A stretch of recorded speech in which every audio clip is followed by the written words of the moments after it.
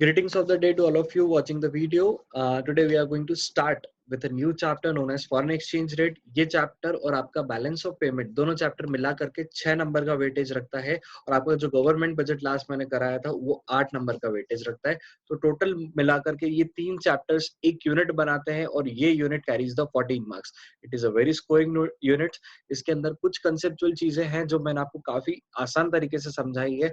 आपको उतनी कंसेप्चुअल चीजों को याद रखना है और सिर्फ अप्लाई करना है और 14 मार्क्स आपके हाथ में. आज का दिन कुछ खास रहेगा क्योंकि ये काफी इंटरेस्टिंग चैप्टर है जहाँ पर फॉरेन करेंसीज और इंडियन करेंसीज की बात होती है, इनके इंटरचेंजेस की बात होती है. तो आपको पूरे पेशेंस के साथ इस वीडियो को देखना है एंड इसको समझने की कोशिश करना है कि ये इंटरनेशनल मनी मार्केट कैसे परफॉर्म करता है.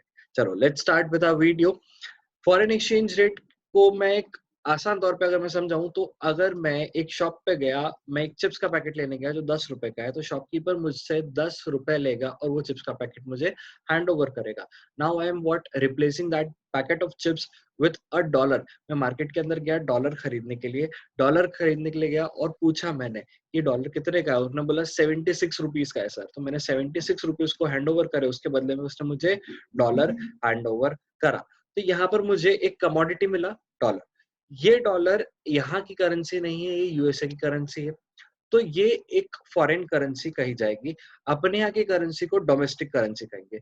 तो मैंने क्या करा, बेसिकली एक्सचेंज करा मेरी domestic currency as well as foreign currency को. If I exchange my domestic currency with respect to the foreign currency, वो आपका जो रेट तय होता है उसी को फॉरेन एक्सचेंज रेट कहा जाता है.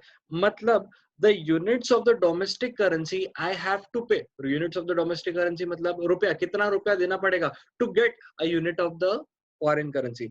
मतलब $1 लेने के लिए मुझे कितने रुपए देने पड़ेंगे, वो रेट जो आपका निकल करके आएगा वो आपके $1 का रेट हो गया. मतलब वो फॉरेन एक्सचेंज का रेट हो गया.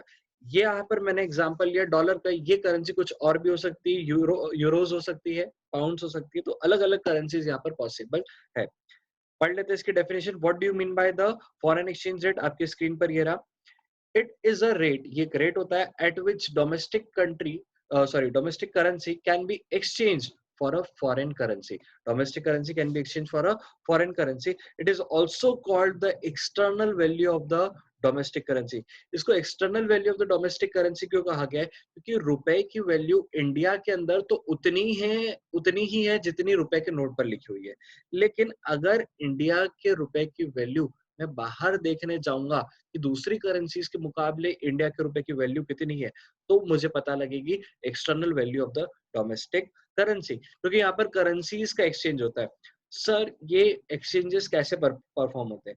तो बेटा यहाँ पर एक मार्केट होता है जिसको बोलते हैं इंटरनेशनल मनी मार्केट या फॉरेन एक्सचेंज मार्केट, दोनों एक ही है.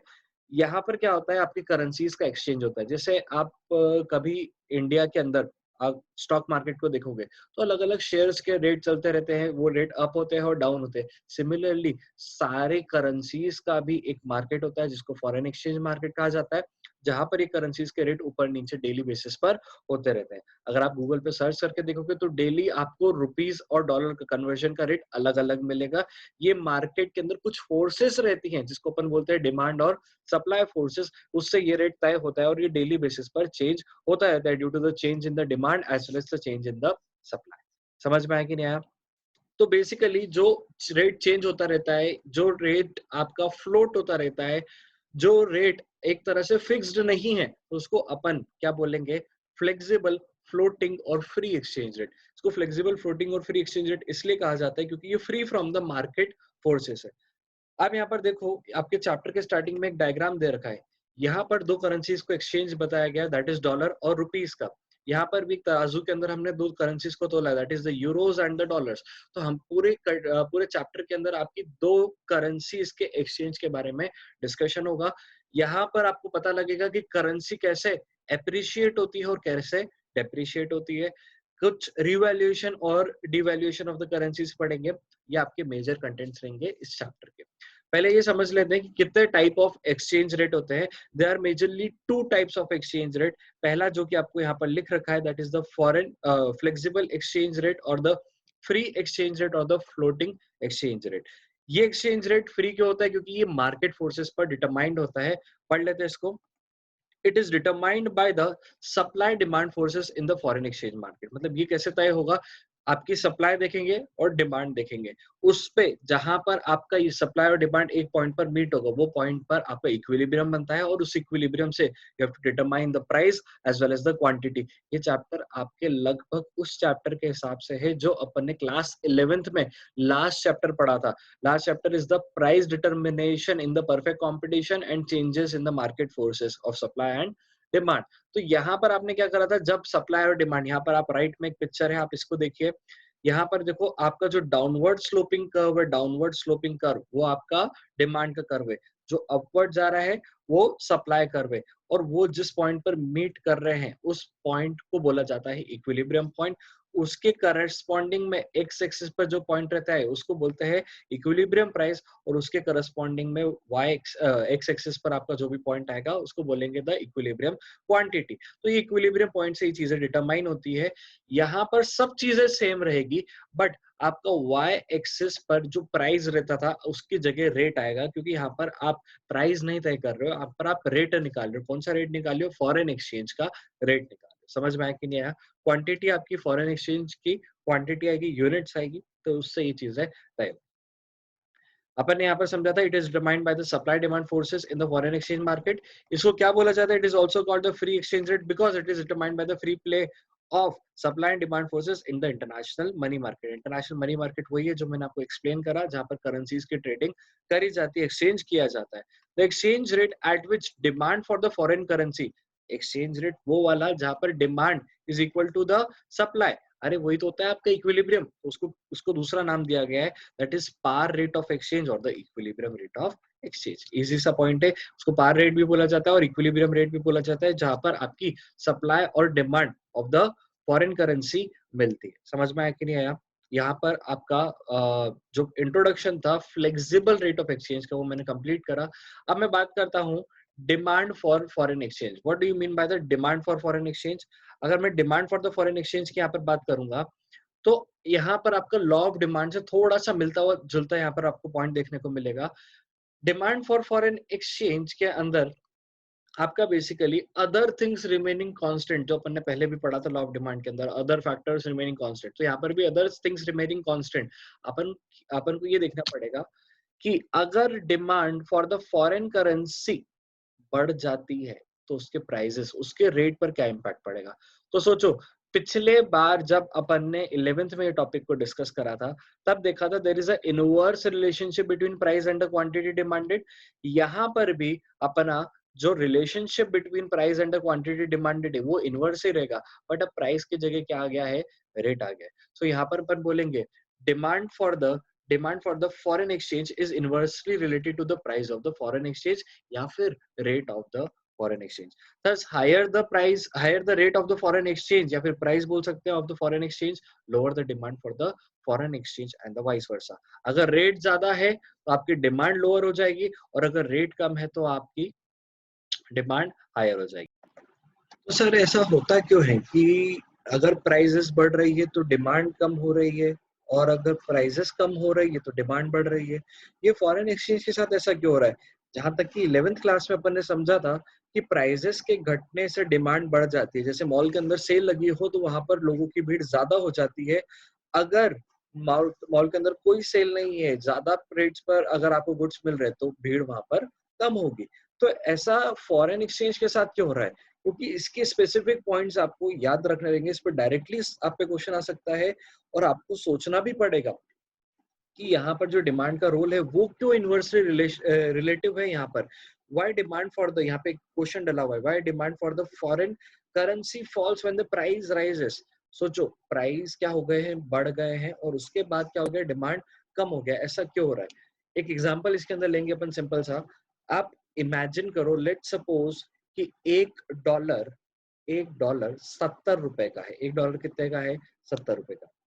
अब यहाँ पर लिखा है प्राइस राइज हो चुके हैं, डॉलर के प्राइस बढ़ गए, डॉलर के दाम बढ़ गए। मतलब जो 70 का मुझे डॉलर मिल रहा था अब वो मुझे 100 रुपए में मिल रहा है। वो डॉलर जो 70 का मिल रहा था वो अब मुझे 100 रुपए में मिल रहा है।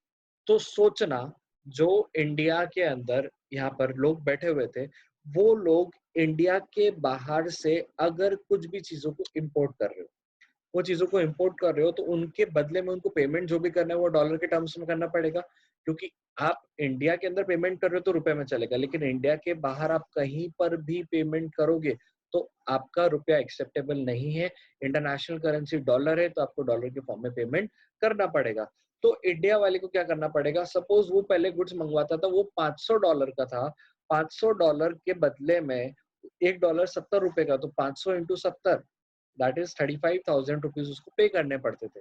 लेकिन अब क्या हो गया है, अब वो डॉलर $100 का हो गया, तो 500 मल्टीप्लाई बाय ₹100, उसको 50,000 रुपए का पेमेंट करना पड़ेगा। अब ये जो गुड्स हैं ये महंगे हो चुके हैं, और जैसे ही गुड्स महंगे हो जाते हैं उनकी डिमांड क्या हो जाती है, कम हो जाती है। तो सोचो इम्पोर्ट बढ़ेंगे या घटेंगे। अगर प्राइसेस बढ़ गए हैं डॉलर के तो इम्पोर्ट्स आपके घट जाएंगे, क्योंकि जो आप गुड्स इम्पोर्ट कर रहे हो वो महंगे हो जाएंगे। समझ में आया कि नहीं?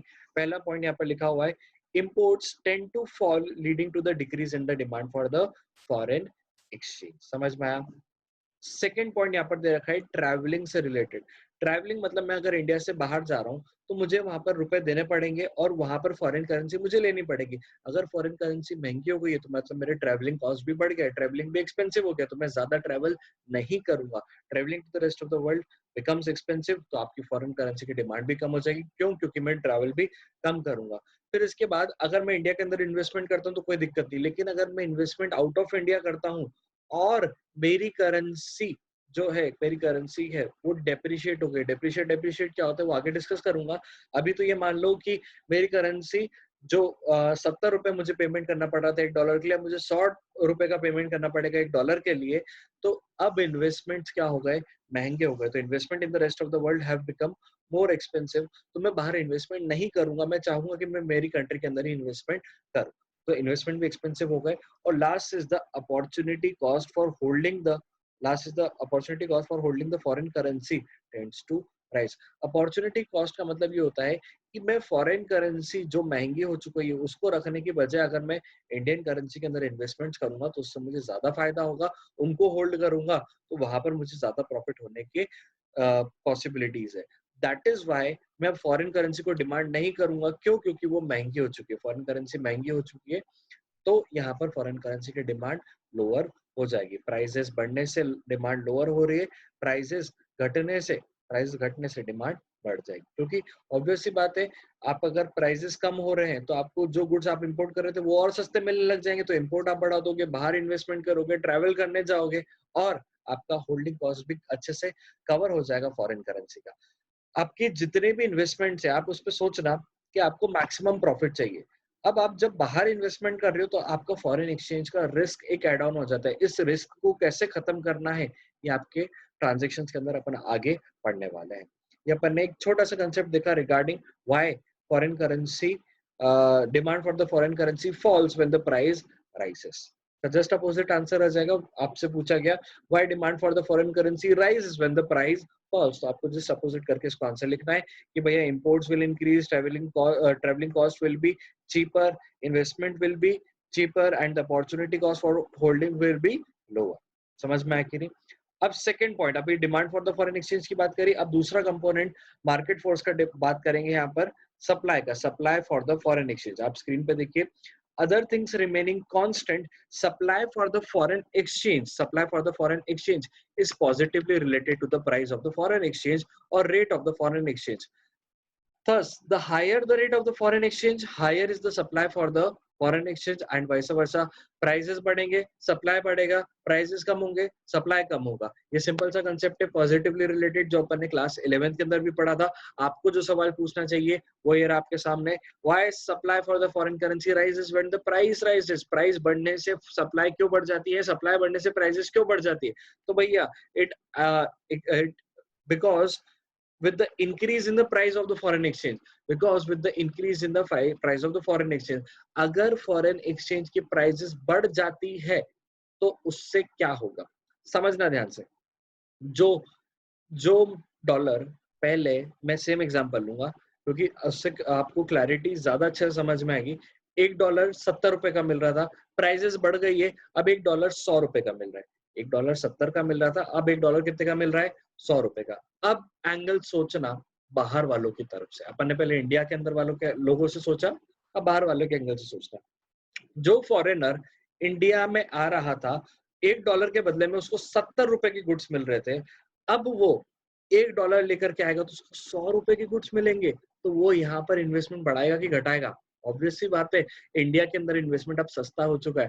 अब यहाँ पर क्या होगा? आपका फॉरेन डायरेक्ट इन्वेस्टमेंट बढ़ जाएगा।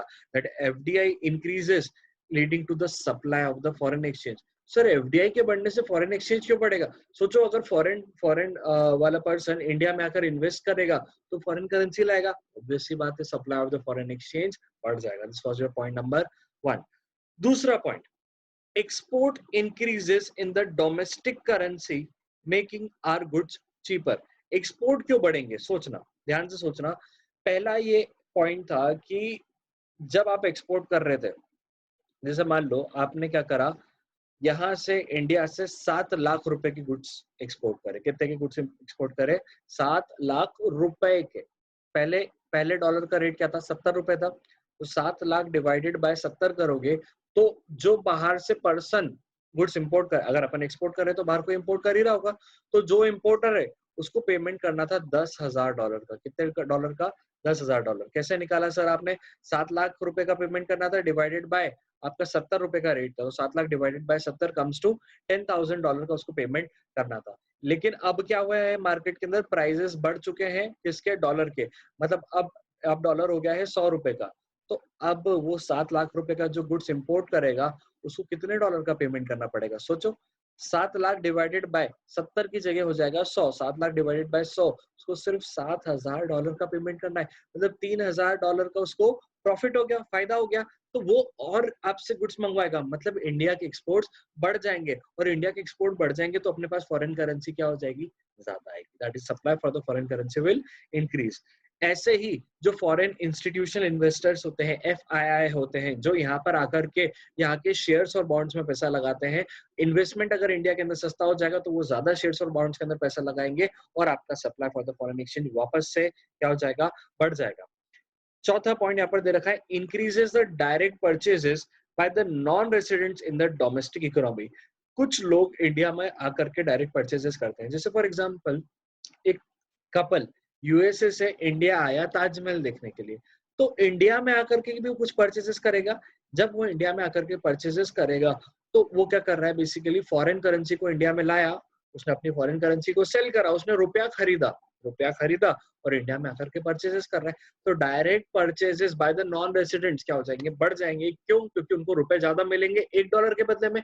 पहले $1 के बदले में 70 रुपए मिल रहे थे, अब $1 के बदले में 100 रुपए मिल रहे हैं। तो वो ज्यादा परचेजेस बाहर वाले इंडिया से करेंगे। और लास्ट पॉइंट हो जाएगा, increases the remittances from abroad. जो अपने यहाँ के भाई बंधु बाहर जाकर के सेटल है, फॉरेन कंट्रीज के अंदर सेटल्ड है, तो वो बाहर से पैसा इंडिया में लाएंगे। क्यों? पहले क्योंकि 70 रुपए मिल रहे थे, अब 100 रुपए मिलेंगे। और ऐसे ही अगर वो यहाँ पर पैसा रेमिट करेंगे, इंडिया के अंदर पैसा रेमिट करेंगे, तो इंडिया के अंदर फॉरेन एक्सचेंज का सप्लाई बढ़ जाएगा। That is the remittances increase in the remittances from abroad as a unit of the foreign currency converts into more units of the domestic currency। पहले कम यूनिट मिल रही थी, अब ज्यादा मिल रही थी। पहले 70 रुपए मिल रही थी, अब 100 रुपए मिलेगी, leading to the increase in the foreign exchange. I hope this topic is clear to all of you. मैंने आपको बताया कि डिमांड और सप्लाई का क्या होता है। जब ये डिमांड और सप्लाई मिलेंगे, ये वाला पॉइंट जो मिला है इसको क्या बोलते हैं? ये वाले पॉइंट को इक्विलिब्रियम पॉइंट बोलते हैं। इस इक्विलिब्रियम पॉइंट पे आपकी इक्विलिब्रियम प्राइस डिटरमाइन होगी, जिसको अपन इक्विलिब्रियम रेट बोलेंगे इस चैप्टर के अंदर, और आपकी इक्विलिब्रियम क्वांटिटी डिटरमाइन होगी जो अपन को कैलकुलेट करनी है। समझ में आया कि नहीं आया? चलिए, let's see how the flexible system work. इसके अंदर 4 सिचुएशन हो सकती है। देखो, पहले मैंने आपको बताया, यहाँ पर आप देखो इस फिगर के अंदर, यहाँ पर आपका सप्लाई और डिमांड क्या हो रहा है? एक पॉइंट पर मीट हो रहा है। अब 4 केस हो सकते हैं, या तो डिमांड बढ़ जाए या तो डिमांड घट जाए। किसकी डिमांड की बात करूंगा? Foreign currency. सिर्फ एक की डिमांड की बात करेंगे, फॉरेन करेंसी की। सोचो, फॉरेन करेंसी की डिमांड बढ़ जाती है तो उसके भाव बढ़ेंगे कि घटेंगे? ऑब्वियस सी बात है सर, फॉरेन करेंसी की डिमांड बढ़ गई तो उसके भाव बढ़ जाए। सर फॉरेन करेंसी की डिमांड कम हो गई है, सप्लाई उतनी की उतनी है, तो भाव क्या हो जाएंगे? कम हो जाएंगे। अब इसको आपको थोड़ा सा लॉजिकली सोचना पड़ेगा, जो मैं यहाँ पर अभी डेवलप करना आपके लिए स्टार्ट करूंगा। कुछ लॉजिक आपके डेवलप करूंगा। सोचो, $1 अगर 70 रुपए का है, कल ही वो डॉलर 100 रुपए का हो जाता है, तो कौन सी करेंसी ने एप्रिशिएट करा है और कौन सी करेंसी ने डेप्रिशिएट करा है? अगर इसका मैं आपको जवाब दूं तो देखो, पहले डॉलर 70 रुपए का था, अब डॉलर बढ़ करके 100 रुपए का हो गया है। तो अब डॉलर अपने लिए महंगा हो गया है। अपने लिए महंगा हो गया है मतलब रुपीस के लिए महंगा हो गया है, तो रुपीस ने यहाँ पर डेप्रिशिएट करा है और डॉलर ने यहाँ पर एप्रिशिएट करा है। सिंपल सी बात है। अगर आपको फॉरेन करेंसी महंगी मिल रही है तो आपकी करेंसी ने डेप्रिशिएट करा है, और अगर फॉरेन करेंसी आपको सस्ती मिल रही है तो आपकी करेंसी ने एप्रिशिएट करा है। इसको अपन समझेंगे विद द 4 सिचुएशंस यहाँ पर मैंने जो दे रखे हैं। पहला, impact of increase in demand for a foreign currency. अगर आपकी फॉरेन करेंसी की डिमांड बढ़ जाती है तो उसका क्या इम्पैक्ट होता है? ध्यान से पहले आप इस डायग्राम को देखिए जो यहाँ पर बना हुआ है। यहाँ पर आप इसको इग्नोर करिएगा जो आपको पाउंड और यहाँ पे डॉलर का दे रखा है। मैं आपको यहाँ पर रुपीस के एग्जांपल से समझाता हूँ। ये आपका सप्लाई कर्व है पहला जो दे रखा है, और इसके साथ में आपको दो डिमांड के कर्व दे रखे हैं, डी और डी1। जो डी था वो ओरिजिनल डिमांड था, तो ये वाला पॉइंट जो आपका ये है, this is the original equilibrium point. यहाँ पर ओरिजिनल इक्विलिब्रियम पॉइंट आपको निकल करके आया। ये ओरिजिनल इक्विलिब्रियम पॉइंट, आप ध्यान से देखिएगा, इस पॉइंट की बात कर रहा हूं मैं। इस पॉइंट पर अगर मैं इक्विलिब्रियम रेट देखूं तो भैया यहाँ पर रेट निकल करके आता है डॉलर का, लेट से 70 रुपीज। कितना आ रहा है यहाँ पर मैं लिख देता हूँ, दैट इज 70 रुपीज। अब हो क्या गया है, मार्केट के अंदर डिमांड बढ़ गई है फॉरेन करेंसी की। सिचुएशन नंबर 1 यहाँ पे लिखी हुई है, क्या हुआ है, there is a increase in the demand of a foreign currency. अगर इंक्रीज हो गई है तो आपका डिमांड कर्व आगे की तरफ यहाँ पर शिफ्ट हो चुका है। डी से कहां पर शिफ्ट हो गए आप, D1 पर शिफ्ट हो गए। जब मैं D1 पर शिफ्ट हुआ, आपकी सप्लाई तो वहीं की वहीं पर है, सप्लाई जितनी थी उतनी की उतनी ही है। तो आपका इक्विलिब्रियम पॉइंट यहाँ पर आगे की तरफ शिफ्ट हो गया है। इससे हुआ ये है कि आपको एक नया इक्विलिब्रियम प्राइस यहाँ पर निकल करके आया। सपोज मैंने इसको एग्जांपल लिया आपका 100 रुपए। तो देखो रेट क्या हो गया है, रेट मेरा हायर हो चुका है, रेट मेरा बढ़ चुका है। और यहाँ पर आप क्वांटिटी भी देखोगे डॉलर की, तो डॉलर की क्वांटिटी भी बढ़ गई। हो सकता है यहाँ पर पहले जितनी क्वांटिटी थी, यहाँ पर थी सपोज लेट से 10K मीन्स द 10,000, और यहाँ पर आगे बढ़ के क्वांटिटीज आपकी हो गई है 20K। पहले डिमांड थी 10K डॉलर्स की, अब डिमांड हो गई है 20K डॉलर्स की, जो कि आपको अब 70 रुपए पे नहीं, वो आपको मिलेंगे यहाँ पर 100 rupees. I hope this concept is clear. आपका क्या हुआ है, फॉरेन करेंसी की डिमांड बढ़ी है, फॉरेन करेंसी की डिमांड बढ़ने से उसका रेट यहाँ पर बढ़ गया है। उसकी वजह से जो टर्म यहाँ पर यूज होता है, जो चीज यहाँ पर काम में आएगी, उसको बोलेंगे करेंसी का डेप्रिसिएशन। ये लिखा हुआ है यहाँ पर, करेंसी डेप्रिसिएशन। अब इसको अपन पढ़ लेते हैं, इसको अपन समझते हैं कि ये ऐसा कैसे हो रहा है। Impact of the increase in the demand for a foreign currency, that is depreciation of the domestic currency। आपकी domestic currency यहाँ पर depreciate हो रही है। Other things remaining constant, increase in the demand for the foreign currency leads to the rise in the exchange rate, which is known as the currency depreciation। Currency depreciation क्या होता है? It refers to a situation when the domestic currency rupees depreciate or loses its value in relation to the foreign currency. Rupees का कर रहा है, अपनी currency की value को लूज कर रहा है। कैसे लूज कर रहा है, पहले वो 70 रुपए का था, अब वो कितने का हो गया है, 100 रुपए का हो गया है। depreciates or loses value in relation to the foreign currency, so that you need more rupees to buy the dollar। पहले अपन को 70 रुपए लग रहे थे, now we need the 100 rupees to buy the dollar। यहाँ पर आपको एग्जांपल के अंदर दे रखा है, एग्जांपल डॉलर एक्सचेंजेस फॉर 70 रुपए, 70 रुपीज में एक्सचेंज होता था इंस्टेड ऑफ 60। पहले जो रेट था वो 60 रुपए चल रहा था, अब जो रेट हो गया है वो 70 रुपए हो गया। पहले 60 रुपए में आपको $1 मिल रहा था, अब 70 रुपए में $1 मिल रहा है। Earlier the dollar domestic currency आपको जो थी वो आपको क्या शो कर रहा है, डेप्रिसिएशन शो कर रहा है। पहले आपको डॉलर सस्ता था, अब डॉलर महंगा हो गया, it means the domestic currency has shown the depreciation. जैसा इंक्रीज इन डिमांड से आपको डेप्रिसिएशन देखने को मिला, तो सोचो आपको डिक्रीज इन डिमांड से क्या देखने को मिलेगा। डिक्रीज इन डिमांड से वी विल सी व्हाट, जल्दी से बताओ, we will see the appreciation of the domestic currency। Let's see how this happens।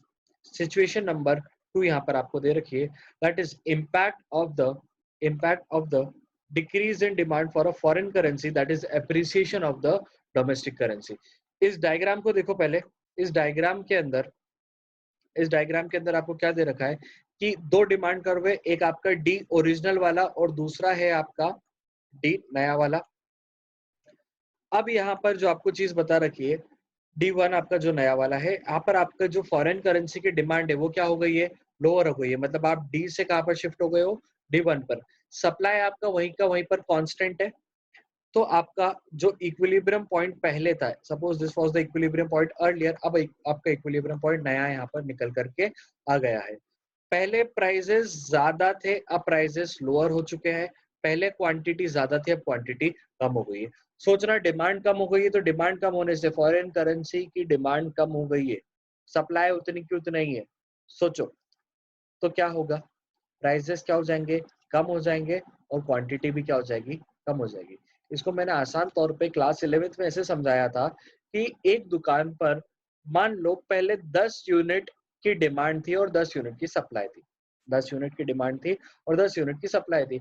अब उस दुकान पर डिमांड सिर्फ 5 यूनिट की बची है और सप्लाई अभी भी 10 यूनिट की है, तो उस दुकानदार को क्या करना पड़ेगा, कुछ डिस्काउंट्स लाने पड़ेंगे, मतलब प्राइसेस को कम करना पड़ेगा ताकि उसकी 10 यूनिट बिक जाए, क्योंकि डिमांड तो अभी सिर्फ 5 की ही है, उसको 10 यूनिट यहाँ पर बेचनी पड़ेगी। तो यहाँ पर क्या हो रही है, आपकी क्वांटिटी 10 से घट करके 5 हो रही है और आपकी प्राइसेस भी क्या हो रही है, कम हो रही है। सिमिलरली यहाँ पर भी आप देखोगे तो पहले जो डॉलर आपको 60 रुपए के अंदर मिल रहा था, इस एग्जाम्पल के अंदर आप यहाँ पे देखना, first dollar exchanges for rupees 60, now it is exchanged for rupees 50, the domestic currency shows the appreciation।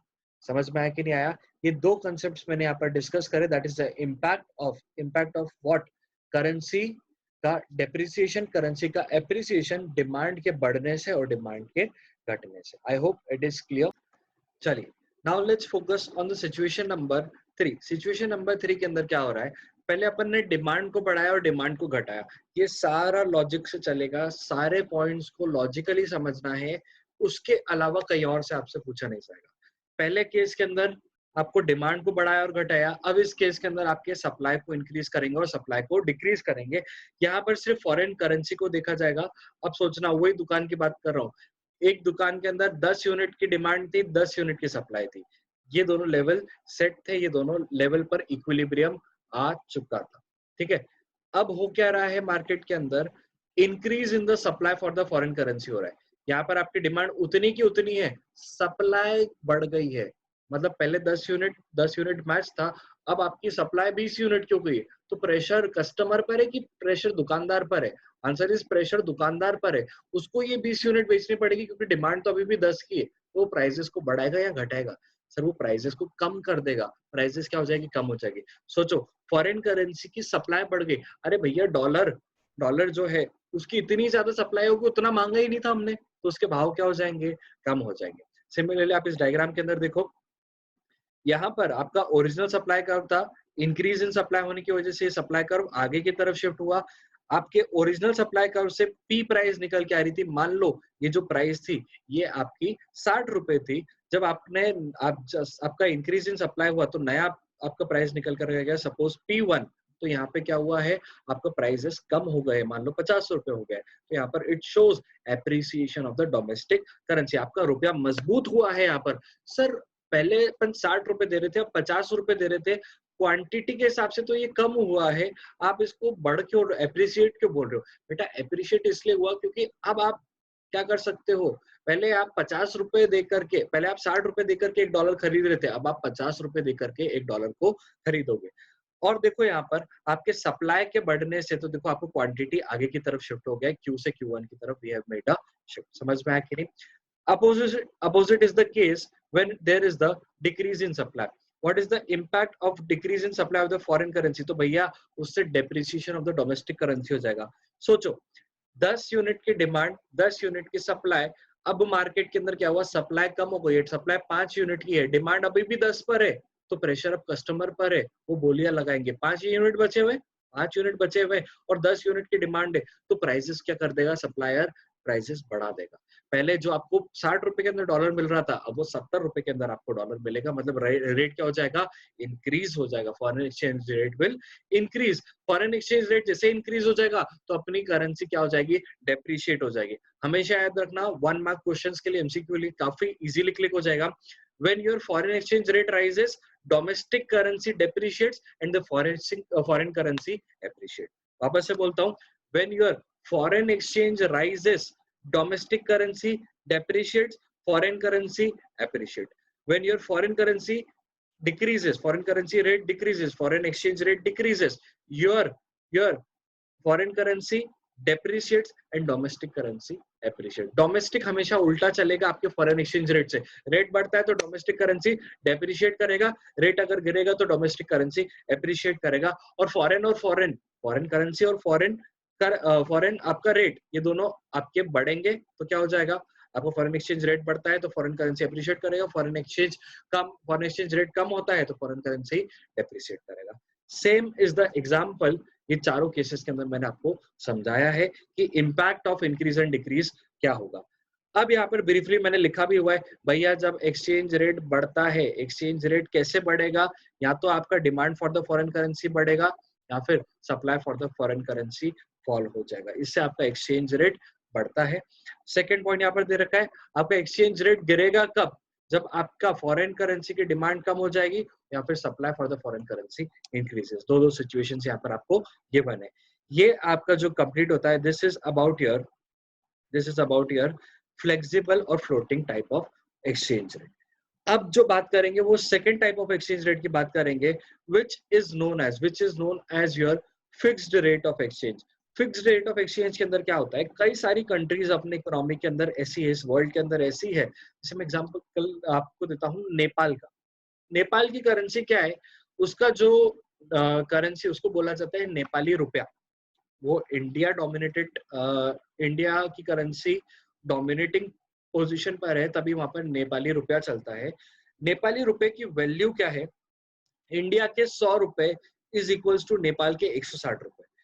100 rupees of India is equals to 160 of Nepal. मतलब इंडिया का 1 रुपया और नेपाल का 1.6 रुपया, उसको नेपाली रुपया बोलूंगा। तो ये रेट जो नेपाली गवर्नमेंट ने क्या कर रखा है, फिक्स कर रखा है, ये रोज चेंज नहीं होता है। ये रेट क्या हो गया है, फिक्स हो चुका है, ये रेट रोज रोज चेंज नहीं होता है, इसको बोलते हैं fixed exchange rate. Fixed exchange rate के अंदर भी अगर रुपया चेंज हो जाएगा तो ऑब्वियस सी बात है आपका नेपाली रुपया भी चेंज होता रहेगा in relation to the rest of the world. अगर यहाँ पर आपका रिलेशन सेम है इंडिया और आपका किसका, नेपाल का, 1 रुपए के बदले में 1.6 नेपाली रुपया, तो ठीक है, यहाँ पर कोई ज्यादा दिक्कत नहीं होगी। लेकिन अगर आपका इंडिया का रेट आपका फ्लेक्सिबल है तो आपका नेपाल का रेट भी चेंज होता रहेगा in relation to the rest of the world. समझते हैं फिक्स्ड रेट ऑफ एक्सचेंज के अंदर कैसे सिचुएशन परफॉर्म करती है। यहाँ पर क्या करता है, गवर्नमेंट आकर के रेट फिक्स कर देता है। भले ही आपके सप्लाई और डिमांड फोर्सेस, जो ऊपर जा रहा है वो सप्लाई, जो नीचे आ रहा है वो डिमांड, ये दोनों एक पॉइंट पर मिलते हैं तो इक्विलिब्रियम बनता है। भले ही आपका इक्विलिब्रियम डिटरमाइंड हो, लेकिन उसके बाद भी गवर्नमेंट आकर के रेट फिक्स कर देता है।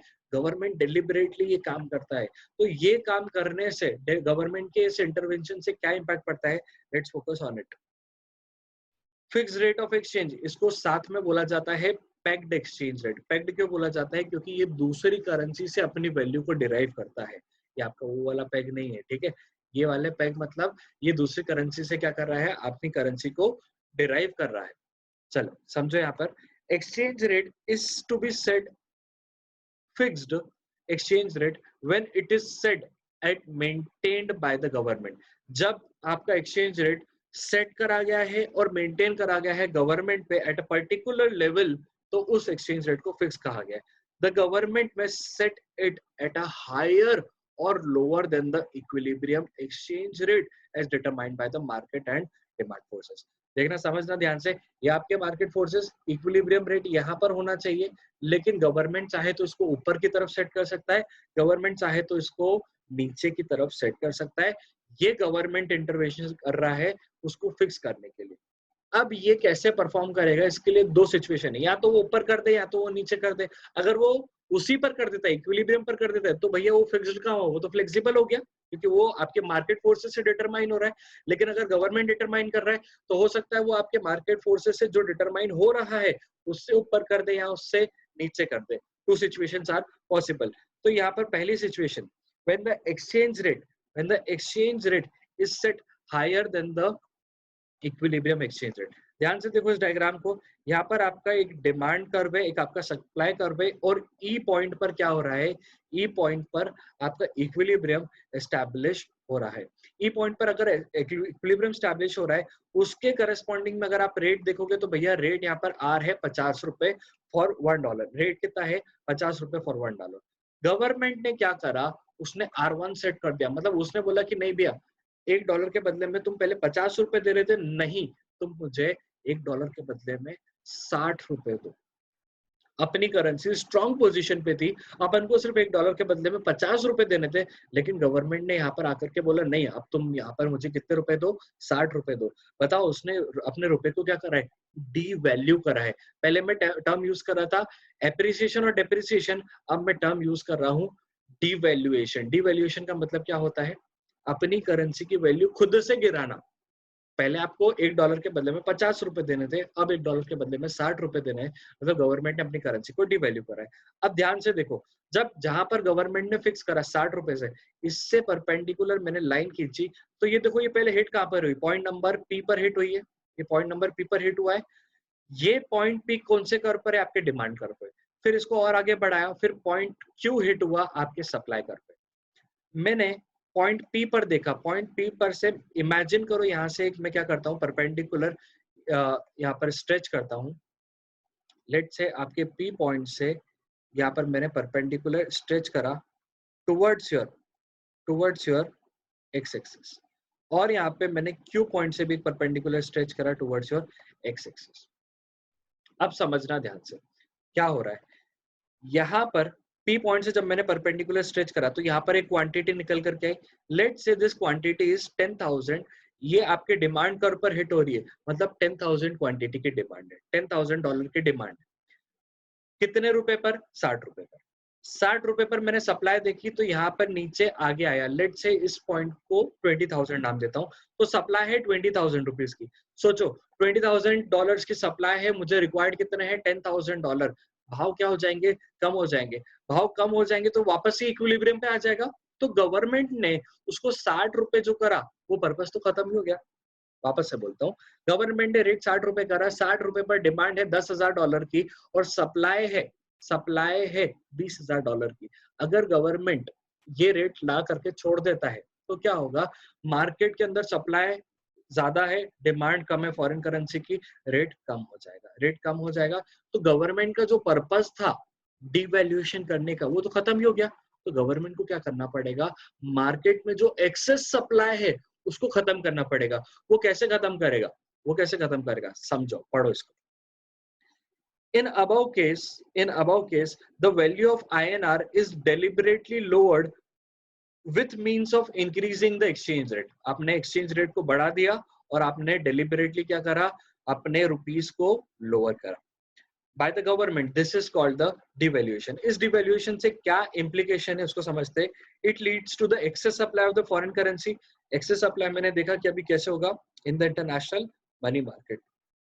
Due to excess supply, the exchange rate will fall. अगर आपने छोड़ दिया उसको मार्केट फोर्सेस के हिसाब से और मार्केट के अंदर एक्सेस सप्लाई, तो आपका एक्सचेंज रेट फॉल हो जाना चाहिए और आपका purpose of the devaluation will be lost. तो गवर्नमेंट को क्या करना पड़ेगा, hence the government has to absorb the excess supply by way of own purchase of the foreign currency.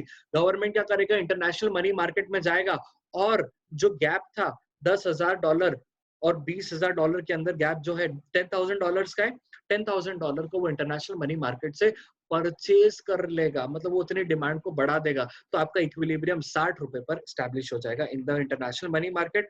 Accordingly the government reserves of the foreign exchange will rise. सोचो, अगर government जाकर के market से foreign exchange को खरीद रहा है तो फॉरेन एक्सचेंज का रिजर्व गवर्नमेंट के पास क्या हो जाएगा, बढ़ जाएगा। This is the situation number 1। Let's talk about the situation number 2।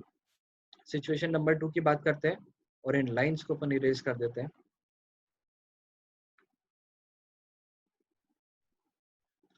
चल, सिचुएशन नंबर 2 यहाँ पर अपन देखते हैं, when the exchange rate is set, when the exchange rate is set higher than the equilibrium rate, when the exchange rate is set higher than the equilibrium rate, नहीं, higher अपन already discuss कर चुके हैं, please make this higher lower, क्योंकि अपन ने यहाँ पर सेकंड सिचुएशन की बात हो रही है, when the exchange rate is set lower than the equilibrium exchange rate. यहाँ पर क्या हुआ है, पहले 50 रुपए रेट चल रहा था, 50 रुपए रेट चल रहा था, गवर्नमेंट ने उसको 40 रुपए कर दिया है। 50 रुपए पे इक्विलिब्रियम पॉइंट ये था, 40 रुपए पर मैंने देखा तो पॉइंट पी पर हिट हुआ। पॉइंट पी है आपके सप्लाई कर्व पर, पॉइंट पी कहाँ पर है, आपके सप्लाई कर्व पर है। सप्लाई कर्व पर अगर मैं इसको देखूं, इससे परपेंडिकुलर अगर मैं स्ट्रेच करता हूं पॉइंट पी से ऑन द एक्स एक्सिस, तो यहाँ पर आपकी सप्लाई है 10,000 यूनिट्स की। पॉइंट क्यू जो डिमांड कर्व पर है, उससे मैंने स्ट्रेच करा आपका एक कर्व जो कि एक्स एक्सिस पर आता है, आपकी डिमांड है $20,000 की। सोचना 10,000 यूनिट की सप्लाई है, डिमांड है 20,000 यूनिट की। डिमांड ज्यादा है, सप्लाई कम है, प्राइसेस क्या हो जाएंगे, बढ़ जाएंगे। प्राइसेस बढ़ जाएंगे तो वापस आप इक्विलिब्रियम पर आ जाओगे और गवर्नमेंट का वेरी पर्पस लॉस्ट हो जाएगा। तो अब गवर्नमेंट को क्या करना पड़ेगा, मार्केट के अंदर जो पी क्यू का डिफरेंस है, पी क्यू में मतलब एक्सेस डिमांड है, उस एक्सेस डिमांड को गवर्नमेंट को एब्जॉर्ब करना पड़ेगा। और गवर्नमेंट उस एक्सेस डिमांड को कैसे ऑब्जर्व करेगा, मार्केट के अंदर डिमांड ज्यादा है, सप्लाई कम है, तो गवर्नमेंट सप्लाई कर देगा। गवर्नमेंट मार्केट के अंदर से सप्लाई कर देगा। क्या सप्लाई कर देगा, फॉरेन एक्सचेंज सप्लाई करेगा। गवर्नमेंट कैसे सप्लाई करेगा, अरे याद करो, सेंट्रल बैंक के पास फॉरेन एक्सचेंज रिजर्व्स होते हैं, तो वो मार्केट में जाकर के सेल आउट कर देगा, ताकि फॉरेन एक्सचेंज का सप्लाई भी मार्केट के अंदर बढ़ जाएगा और वो उसकी डिमांड पर मीट हो जाएगा, ताकि आपका इक्विलिब्रियम ₹40 पर स्टैब्लिश हो जाएगा। अगर समझ में नहीं आया तो रिवाइंड करो और जल्दी से उसको देखो। इसको अपन रीड आउट कर लेते हैं। In above case the value of INR, the value of the rupees is deliberately raised क्या कर दिया है, आपके पहले आप 50 रुपए दे रहे थे $1 के बदले में, अब मैं सिर्फ 40 रुपए दूंगा। अपनी करेंसी को मैंने रीवैल्यू करा है, पहले डीवैल्यू करा था, अब मैं क्या कर रहा हूँ, रीवैल्यू कर रहा हूँ। ये कैसे करा, by decreasing the exchange rate by the government, this is called the revaluation. Revaluation से क्या होगा, क्या इंप्लीकेशन होगा उसको समझते हैं। It leads to the excess demand of the foreign currency in the international money market. पहले वाले केस के अंदर एक्सेस सप्लाई था, यहाँ पर क्या है, एक्सेस डिमांड है। अब इस एक्सेस डिमांड की वजह से आपका एक्सचेंज रेट बढ़ जाना चाहिए था, अगर बढ़ जाएगा तो आपका गवर्नमेंट का purpose, the very purpose of the devaluation, revaluation will be lost. Hence the government क्या करेगा, government will fulfill the excess demand by releasing the supply from its reserves of the foreign exchange. I hope it is clear. अब एक सवाल आया, general सवाल, कि government why the government devalue the currency, और ये कौन करते हैं, usually the less developed currency करती है। why the less developed currency often devalue, sorry, why the less developed countries often devalue their currency, वो अपनी करेंसी को devalue क्यों करती है। वापस से बोल देता हूँ, devalue का मतलब क्या होता है, अगर आज की तारीख में $1 के बदले में 70 रुपए का रेट चल रहा है, गवर्नमेंट ने आकर के बोल दिया, गवर्नमेंट ने आकर के ये बोला कि $1 के बदले में हम तुमको 100 रुपए देने के लिए रेडी है, जाओ ऐश करो। तो ये डिवैल्यूएशन गवर्नमेंट क्यों कर रहा है, क्या पर्पस है गवर्नमेंट के डिवैल्यूएशन का, समझते हैं। आपके डिवैल्यू करने की वजह से, आपकी करेंसी के डिवैल्यूएशन करने की वजह से क्या होगा, आपको फॉरेन एक्सचेंज रिजर्व्स ज्यादा मिलेंगे, आपको फॉरेन एक्सचेंज ज्यादा मिलेगा। क्यों ज्यादा मिलेगा, सोचना, पहले जो आपके पास से गुड्स मंगवा रहा था, सपोज इंडिया से कोई गुड्स मंगवा रहा था, वो पहले $1 दे करके 70 रुपए के गुड्स ले पा रहा था, अब वो $1 दे करके 100 रुपए के गुड्स लेगा, तो अब आपके एक्सपोर्ट्स क्या हो जाएंगे, बढ़ जाएंगे। तो भैया आपके लेस डेवलप्ड कंट्रीज को अगर उसको एक्सपोर्ट बढ़ाने हो तो अपनी करेंसी को क्या कर देता है, डिवैल्यू कर देता है। Expected rise in the exports. याद रखना कि डिवैल्यूएशन कुछ अच्छी चीज नहीं होती, ये आपको दिखा रहा है कि आपकी इकोनॉमी इतनी अच्छी नहीं है, इसलिए आपको मजबूरन अपनी करेंसी को डिवैल्यू करना पड़ रहा है। डिवैल्यू से होगा कि आपके एक्सपोर्ट्स बढ़ जाएंगे, क्योंकि आपकी करेंसी, आपके गुड्स जो है वो सस्ते हो जाएंगे, इससे आपका फॉरेन एक्सचेंज रिजर्व्स बढ़ जाएगा, और अब आप क्या कर पाओगे, आप इंपोर्ट कर पाओगे कुछ essential goods from the rest of the world. आप इंपोर्ट्स कर सकते हो essential goods from the rest of the world by getting more foreign exchange. और क्या होगा, आपके फॉरेन इन्वेस्टमेंट बढ़ जाएंगे। फॉरेन इन्वेस्टमेंट क्यों बढ़ेगा, क्योंकि जो फॉरेन इन्वेस्टर्स है उनको यहाँ पर चीजें सस्ती मिलेगी, तो फॉरेन आपका बढ़ जाएगा। As more units of the domestic currency will be given in exchange of the 1 unit of the foreign currency, more rupee will be exchanged for the same amount of the dollar. I hope it is clear. In topics में आपको कहीं पर भी ऐसा लगता है कि कुछ चीजें नहीं समझ में आ रही है, please ask me in the comment box. I will reply you as well as if I can make a video for the another update, I will make and share with you. चलिए अब भाई कुछ concept पे समझते हैं. जो मैंने आपको बताया फिक्स्ड और फ्लेक्सिबल रेट ऑफ एक्सचेंज, ये दो टाइप ऑफ एक्सचेंज रेट होते हैं. एक इसके अंदर और कंसेप्ट आता है जिसको बोलते हैं manage floating, hashtag dirty floating. मतलब इसका दूसरा नाम एक डर्टी फ्लोटिंग है. मैनेज फ्लोटिंग का मतलब क्या होता है कि गवर्नमेंट आकर के इंटरवीन करता है मार्केट के अंदर और वो एक्सचेंज रेट के साथ छेड़छाड़ करता है. समझना कैसे हो रहा है. ये होता ये है कि मार्केट के अंदर आपकी डिमांड और सप्लाई फोर्सेस चल रही है, इससे आपका इक्विलिब्रियम रेट डिटरमाइन हो गया. अब गवर्नमेंट आकर के कई बार कुछ सिक्योरिटीज को, फॉरेन एक्सचेंज सिक्योरिटीज को, मतलब फॉरेन करेंसीज को परचेज करेगा, सेल करेगा, ताकि इक्विलिब्रियम मेंटेन रहे, ताकि एक्सचेंज रेट मेंटेन रहे. एक बार आप पढ़ के देखते हैं इसको. Even when exchange rate is determined by the forces of demand and supply, demand और सप्लाई फोर्सेस से आपका एक्सचेंज रेट डिटरमाइन हो रहा है. At times the central bank मतलब अपने इंडिया के अंदर आरबीआई इंटरवीन्स, मतलब इंटरफेयर करता है to manage the exchange rate so that it does not slip out of the desired limit. ऐसा लग रहा है कि यार अपना रुपया है वो ज्यादा ही डेप्रिशिएट होता जा रहा है, तो वो इंटरवीन करेगा. इंटरवीन करके क्या कर देगा, वो फॉरेन करेंसी की सप्लाई को बढ़ा देगा. तो उससे क्या हो जाएगा, आपकी फॉरेन करेंसी की डिमांड जो है, डिमांड उतनी की उतनी है, सप्लाई बढ़ जाती है, तो रेट क्या हो जाएगा, डाउन हो जाएगा. तो इससे वो कंट्रोल करने की कोशिश करेगा बाय परचेजिंग और सेलिंग द फॉरेन सिक्योरिटीज. ये क्या कर रहा है, मार्केट के अंदर जो फ्लोट चल रहा है उसको मैनेज करने की कोशिश कर रहा है. उसी को मैनेज फ्लोटिंग कहा जाता है. Manage floating is a system of floating exchange rate. ये फ्लोटिंग एक्सचेंज रेट का एक सिस्टम है in which there is occasional, हर बार नहीं करता गवर्नमेंट. ये आपका नॉर्मल फिक्स एक्सचेंज रेट जैसा नहीं कि फिक्स बोल दिया तो यही रहेगा, नहीं. यहाँ पर occasional intervention by the central bank to influence the float or manage the float of what, foreign exchange in the international money market. This is done कैसे करते हैं, by the sale and purchase of the foreign currency in the international money market.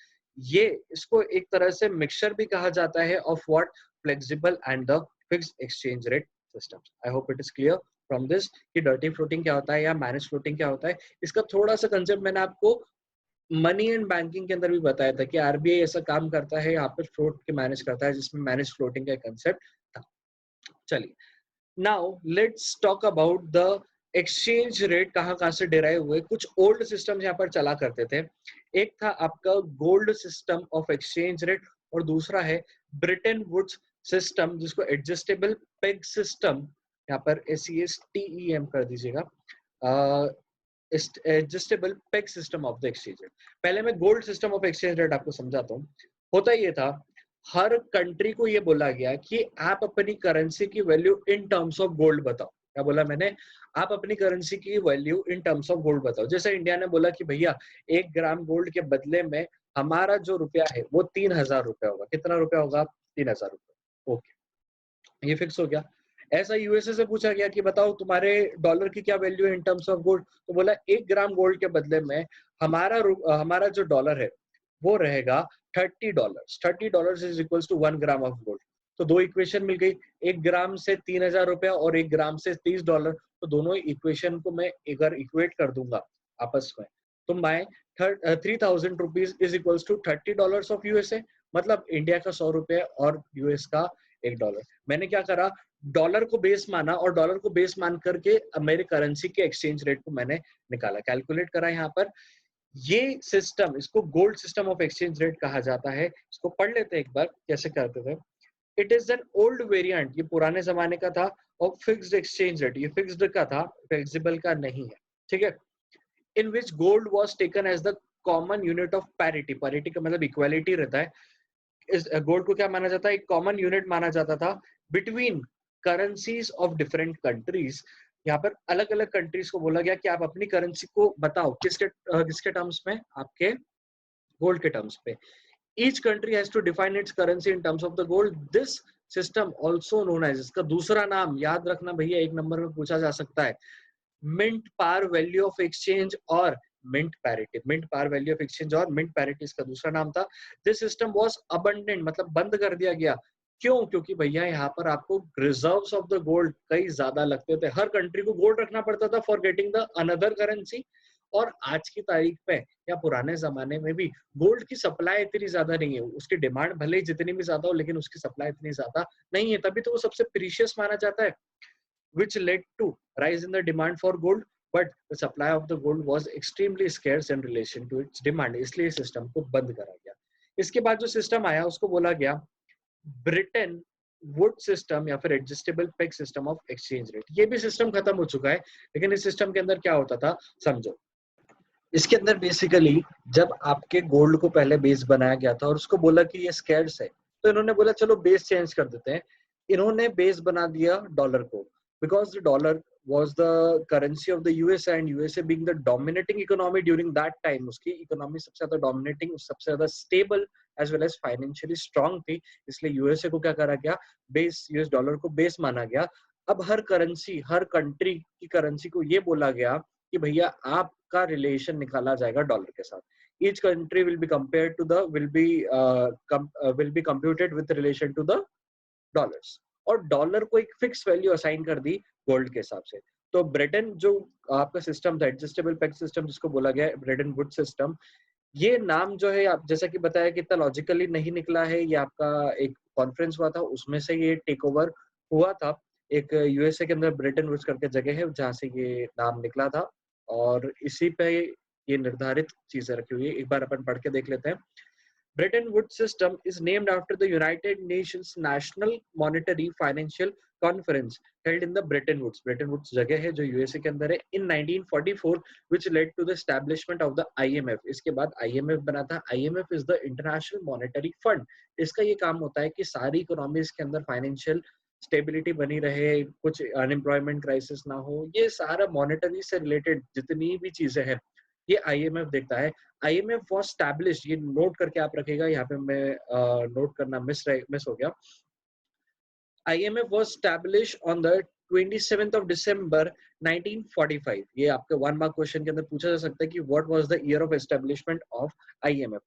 27 December 1945 was the year of establishment of IMF। IMF एक body है जो international monetary fund को balance करती है, जैसे WHO हेल्थ के लिए है, आपकी मॉनेटरी फंड्स के लिए IMF करके बॉडी है। यहाँ पर बोला गया इवन इन दिस सिस्टम, ये सिस्टम भी जो ब्रेटन वुड सिस्टम था ये भी फिक्स्ड सिस्टम ऑफ एक्सचेंज था, अलाउड सम एडजस्टमेंट। ये एडजस्टमेंट्स क्या होते हैं कि आप एक कंट्री से दूसरे कंट्री की करेंसीज को आप एक्सचेंज करोगे तो कुछ एडजस्टमेंट्स वहां पर होते रहते हैं। फॉर एग्जांपल कि अगर मैं यहाँ की करेंसी को डॉलर से चेंज कर रहा हूँ और यहाँ की करेंसी को मैं येन से चेंज कर रहा हूँ, तो मुझे वाया डॉलर होके चेंज करना पड़ेगा। ये जो चेंजेस है, चेंजेस इन द पैरिटी, ये आपके परमिटेड होते थे with respect to only and only permission of the IMF। तो हो सकता है कभी कंट्री का डोमिनेंस चेंज हो जाता है तो उस हिसाब से रेट अलग क्लेम करने लग जाएगा। फॉर एग्जांपल मैं आपको बताता हूँ कि अगर ईरान, इराक और कुवैत, इनके पास जो ऑयल के रिजर्व्स हैं, इन्होंने बोल दिया कि भैया हमको हमारी करेंसी को स्ट्रॉन्ग चाहिए, भले आपका रेट जो भी चल रहा हो, मुझे उस पर 10% 20% इंक्रीमेंट चाहिए। तो यहाँ पर क्या थोड़े एडजस्टमेंट डोमिनेंसी के कारण करने पड़ेंगे अगर IMF अलाउ करता है। अगर नहीं अलाउ करता है तो उस पर कुछ एडवर्स इफेक्ट्स हो सकते हैं इस चीज के। चलो, according to this system, according to this different currencies were peg to one currency that is US dollar. हर एक करेंसी को पेग किसके साथ किया गया, यूएस डॉलर के साथ, and US dollar was assigned the gold value at a fixed price. अब आपको एडजस्टमेंट जिससे भी करने हैं, आपको सिर्फ फॉरेन एक्सचेंज रिजर्व्स के अंदर आपको यूएसडी का रिजर्व रखना है और उसको असाइन कर दिया गया है, गोल्ड का प्राइस उस पर असाइन कर दिया गया है, ताकि आपको गोल्ड रखने की जरूरत नहीं, आप उसके जगह पे यूएस डॉलर भी रखेंगे तो आपके फॉरेन एक्सचेंज रिजर्व्स के अंदर वो काउंट होगा और आप उसको ट्रेडिंग के लिए यूज कर सकते हैं। एडजस्टमेंट यहाँ पर दे रखा है, third second last para. Adjustment in the parity value of a currency was possible but only if allowed by the IMF. Even this system was abandoned in 1977 में, ये सिस्टम भी खत्म करा गया, being replaced by the flexible system of exchange rate। ये दोनों आपके जो सिस्टम से ये पुराने थे, फिक्स रेट ऑफ सिस्टम के टाइप थे। अब जो मार्केट के अंदर चलता है that is flexible rate of exchange. अभी भी कुछ कंट्रीज फिक्स्ड पर ऑपरेट करती है, वो किसी करेंसीज पर डिपेंडेंट होती है, जैसे मैंने आपको नेपाल का एग्जांपल दिया, ऐसी कई सारी और कंट्रीज रहती है जो फिक्स सिस्टम को अडॉप्ट करती है। बट मैक्सिमम जो वेल डेवलप्ड और अंडर डेवलप्ड डेवलपिंग कंट्रीज है वो जो यूज कर रही है, that is the flexible system of exchange rate. ये अपन ने देखा with respect to types of exchange rate. यहाँ तक का डिस्कशन मैं लेक्चर 1 के लिए रख रहा हूँ। लेक्चर 2 के अंदर we are remaining with the only 30% of the chapter. 70% is being completed by this now. Have a recap of this chapter from your book, solve some questions, and we will go to the next chapter. Thank you so much.